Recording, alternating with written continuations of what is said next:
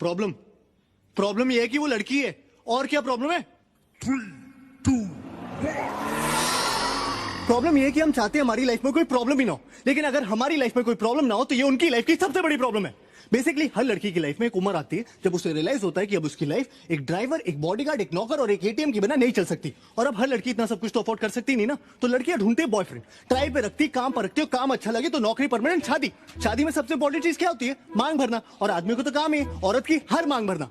अबे नौकरी जाने का पेपर वर्क भी खत्म नहीं होता, लड़की गायब। ऑफिस वाले इतनी जल्दी आई कार्ड नहीं मांगते जितनी जल्दी ये तलाक मांगती है। बेसिकली अगर एक बार भी लड़की को पर्स में हाथ डालना पड़ गया यानी गायब। पर्स में तो इनके मिस्टर इंडिया वाली घड़ी रखी होती है, साला हाथ डालो गायब। अगर सच में बिल भरना है ना तो बिल भरो। बिल भरना चाहने का नाटक मत करो, बिल के अमाउंट के हिसाब से बिल मत भरो, हर बार बिल भरो। और सुन, लड़कियां ना माँ बाप के सामने गिव अप मार देकर सिर्फ नाटक करती हैं। ऐसा कभी नहीं होगा कि तुम 2 लाख कमा रहे हो और वो माँ बाप के प्रेशर में 50,000 वाले से शादी कर ले। वो माँ बाप से तब तक फाइट करती है जब तक वो एटलीस्ट तुम्हारे कंपैरिजन का कोई लड़का नहीं ढूंढ लाते। फिर साला जब ब्रेकअप करेंगी तो ये नहीं कि बस चली जाए लाइफ से, साला 10 दिन तक ये डिस्कशन करेंगे कि क्यों कर रही है। अचानक से उन्हें इस बात की टेंशन हो जाएगी कि तुमने खाना खाया कि नहीं। अब इतनी कंसर्न है तो छोड़ी क्यों रही हो? बेसिकली उन्हें चाहिए कि तुम उनसे पूछो तुमने खाना खाया, फिर वो कहे नहीं, फिर तुम कहो प्लीज खा लो, फिर वो रोए और ये बात स्टैब्लिश हो जाए कि ब्रेकअप जो उनके की वजह से हो रहा है उसमें सबसे बड़ी विक्टिम भी वही है। सरी सेल्फिश कहेगी। अबे तू टाइटैनिक वाली को देख ले। चल माना कि लकड़ी पे एक आदमी के फिट होने की जगह थी तो 15-15 मिनट की बारी नहीं ले सकते थे? ठीक है तुम्हें पहले चढ़ने दिया, इसका मतलब है चढ़ के सो जाओगी, मस्त में नींद पूरी करके उठी। अबे तुमने ये कैसे डिक्लेयर कर दिया कि वो मर गया? तुम डॉक्टर हो, तुमने उसकी नब्ज चेक की तो बेहोश भी तो हो सकता था। नहीं गुड मॉर्निंग बेबी नहीं बोला मतलब मर गया, नीचे फेंक के चली गई।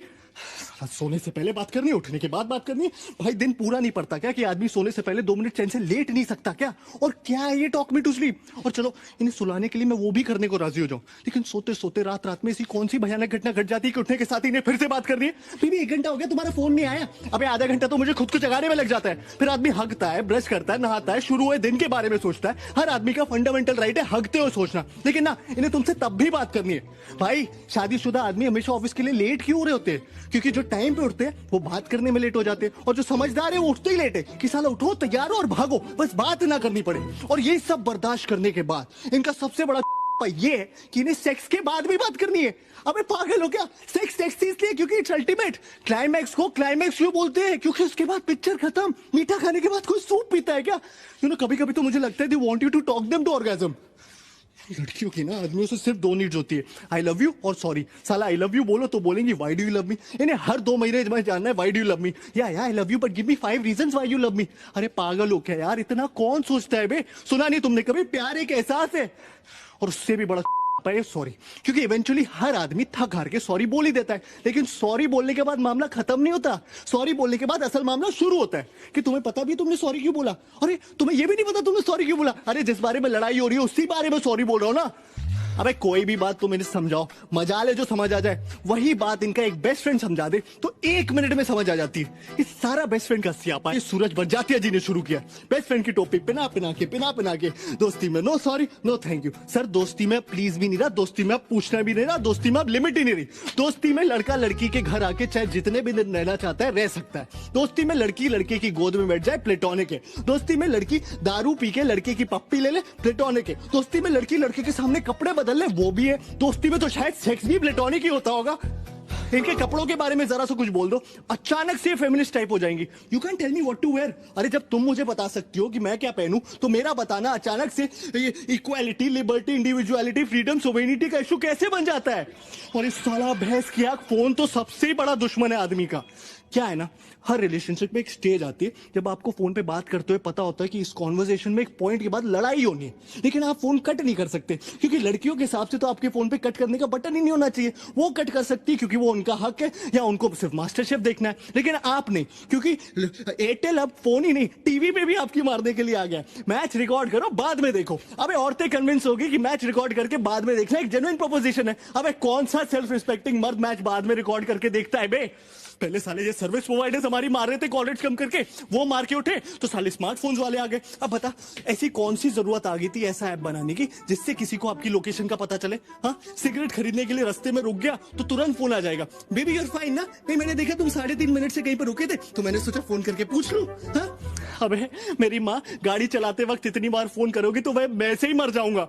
साला ये आदमी मर भी रहा हो ना तो भी शायद नहीं ये चाहिए कि बेबी मैं फोन करके बताता हूँ बेबी मैं मर रहा हूँ, वो यमराज लेने आ गए, ठीक है? तब भी इन्हें इस बात की परवाह नहीं होगी कि आदमी मर रहा है। तब भी पूछेंगे कहाँ मर रहे हो, कैसे मर रहे हो, अरे तुमने बताया नहीं तुम्हारा आज मरने का प्लान था, और कौन कौन साथ में मर रहा है, अच्छा अब तुम उसके साथ भी मरने लगे। सती जी ऐसी थोड़ी छिलाई थी अपने पति को यमराज से, उन्होंने ले नहीं कर दी होगी, कहा होगा ऐसे कैसे, कहा क्यों, यमराज बोला होगा सॉरी बहन जी गलती हो गई, आप ले जाओ वापस। एक तो हर लड़की का स्यापा है कि आई लव सरप्राइजेस, जबकि असल बात यह है कि women hate surprises, they just love the opportunity to pretend to be surprised. उन्हें पता होना चाहिए कि तुम कोई सरप्राइज प्लान कर रहे हो, उन्हें पता होना चाहिए कि क्या सरप्राइज प्लान कर रहे हो, लेकिन तुम्हारे थ्रू नहीं, किसी और के थ्रू। फिर उनकी असली खुशी इस बात में छुपी होती है कि उन्हें सरप्राइज पता होते हुए भी तुम उनके पास जाओ और चिल्लाओ सरप्राइज, और उन्हें ओ करने का मौका मिल जाए। लड़कियों के हर सवाल पे एक दूसरा सवाल छुपा होता है, लेयर्स होते हैं। तुम्हें लग रहा होगा वो तुमसे पूछ रही छोले कैसे बने, अगर तुम्हें अच्छे लगे तो ठीक है, गलती से भी उस छोले में कुछ कमी निकाल लो तो वो रेसिपी उसकी माँ ने दी होगी, और अगर तुम्हें उसकी माँ की दी हुई रेसिपी की बने हुए छोले नहीं पसंद, मतलब तुम उसकी फैमिली को हेट करते हो। लड़कियों को ऐसा क्यों लगता है कि उनके माँ बाप भगवान का रूप है, अगर तुम लाइफ में कुछ भी सीख सकते हो तो वो उसके माँ बाप से ही सीख सकते हो, और हाँ वो तुम्हारे माँ बाप के बारे में कुछ भी बोले कोई टेंशन नहीं, तुम उनके माँ बाप के बारे में जरा सी एक लाइन बोल दो तो थर्ड और फोर्थ वर्ल्ड वॉर दोनों एक साथ हो जाए। हाँ, तुम मेरी माँ को मैनिपुलेटिव बोलो कोई टेंशन नहीं, मैंने तुम्हारी माँ को जरा सा टच ही क्या बोल दिया, इतनी टच हो जाती है बाई गॉड कि हफ्तों तक टच करने को ना मिले। इस सब के बावजूद हम लड़कियों के साथ हैं, और जो नहीं है वो डेस्परेटली लड़कियां ढूंढ रहे हैं। क्यों क्यों क्यों? क्योंकि रिश्वत देती है वो। Bribe is an institution started by women, क्योंकि इनके पास जो देने को रिश्वत है वो कभी खत्म नहीं होने वाली, और हम साले रिश्वतखोर अपनी मराए जा रहे, इससे तो अच्छा साले अपने हाथ से शादी कर लो।